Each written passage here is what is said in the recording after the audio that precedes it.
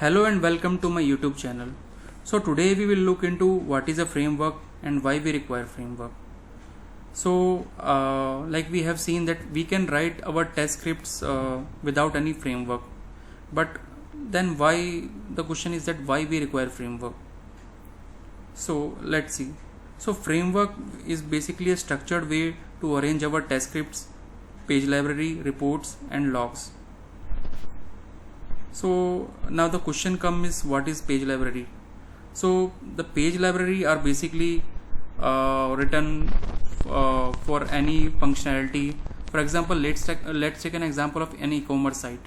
So we have a product detail page, login page, customer page, cart page, checkout page, payment page. So every page will have some unique functionalities.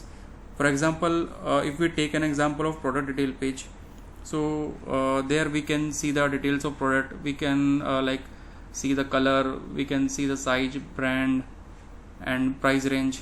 So we can select how many products, number of products we can add to. So likewise, so these functionality will be added to the product details page, so we can write all our elements, locators and methods in that single page. So likewise, other pages can also be designed using the page object model framework. So when our framework is ready, so when we run our framework, so we will get basically the logs, reports, readable reports that we can provide to our stakeholders. So now let's see the framework design advantages. So first we can see that easy maintainability. So if we have created page library for every page, so in future if there is any change come to any functionality, it will be basically very easy to make the changes. But if we don't have any framework, then it will be very difficult to maintain our test scripts. So this will be eased by using any framework. Next is easy to run our scripts. So if we have any well designed framework, then we can create test suites and we can run our test scripts using any external, through any external source like Jenkins, or we can also run through our command prompt or through Maven. Next is easy to debug our scripts. So if we have a very well designed framework, then we can easily incorporate the changes. If we have any failure in our test script, so we can easily find out at what point the failure is. So we can then and there itself we can change or incorporate the new changes. So next is easy to incorporate change in our application. So as we have seen that if we have any changes in our functionality, for example in checkout page there is any change in the UI, so we can easily identify and we can incorporate the change in that checkout page itself. So using the framework makes it very simple. Next is easy to fix scripts on failure.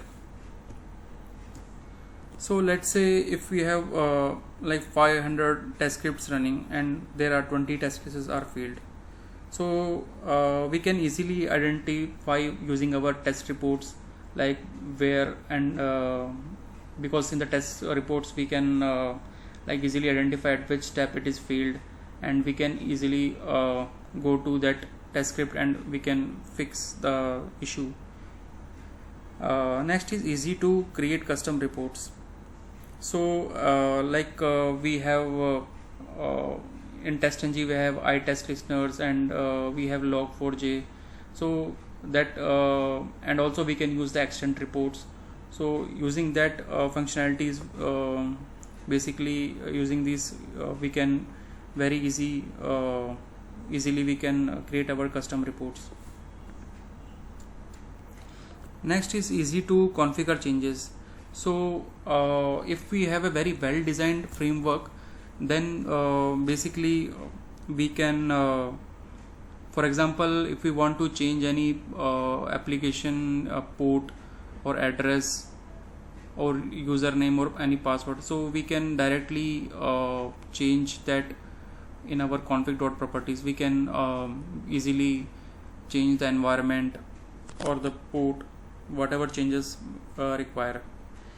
Next is easy to make scripts.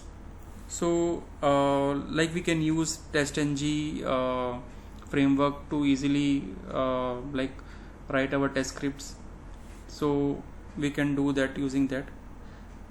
Next is easy to understand the application scripts. So for example, if we have a page object model framework, so we will design page by page, so it will be very easy to understand like which functionality we can see. Every functionality is present according to that page, and we can easily like understand the application scripts as well. Now let's see what are the components in a framework. So as we can see that we have a page object. So page object are basically the page libraries. So here we will have like different pages according to the functionalities present in our application. For example, we have a login page, we have a product page, we have a cart, shopping cart page, then checkout page, payment page. So likewise we have different page basically page libraries for that, and in that page library we can according to the functionality we can write the elements and methods present in that page. So coming to the next, helper classes. So in the helper classes we have basically the Excel code. So the Excel code, so as we know we write our test scripts, we commonly use Excel. So we have like different functionality. So we write our test cases, test steps, description, expected result. So we write all the things in a Excel file. So we can use basically we can use Excels in our framework to test like various scenarios. So to read that Excel, we basically have a POI API in our Selenium. So we can basically read our Excel, we can read through the rows and cells and fetch every cell value, and we can run our basically have the data from the Excel. So to read the Excel code, so we can use the Apache POI API. We will see that in our upcoming video lectures. Next is browser configurations.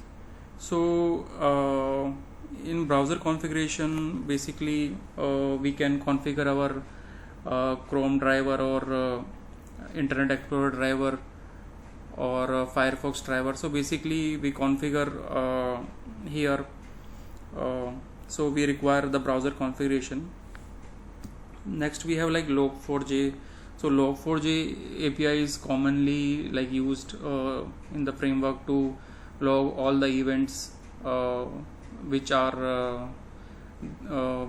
we will be performing in our application. So next is Selenium API integrator. So basically Selenium API helper, here we can write the select class, methods, action class, JavaScript, frame, windows, alerts, etc. So these methods will be basically used in our application. So we can write in a single class. Next is a wait helper. So wait, basically we have a like explicit wait, implicit wait, fluent wait. So we can in a single page we can write all the waits, and basically we can use throughout our framework in the testing. So next is test base. So the test base is the basically very important part of the framework, because here we do the driver initialization, report initialization, we do like initialization of our all the classes. Basically we will initialize our Excel reader, browser configuration, driver. So it is very important. It will connect through all the other part of the framework. So next is a utility class. So utility class, here we will write very common utility methods which will be used in our framework. For example, report related thing, or DB related, or any third party support if we require. Now the test scripts will be basically be integrated with the test base class and with the test ng, as we know that we will take the help of test ng to basically write our test cases. So using test ng, like we can use different functionalities, and we can prioritize our test cases, we can create test suites, and also we can use to publish test ng to publish the HTML reports to use for execution logs. So this is what all about how in the framework components will be there and how it will look. So in the next lecture we will see basically every functionalities present in the framework. Every class we will see in detail. So stay tuned. If you like the video, like, share and subscribe. Thank you for watching.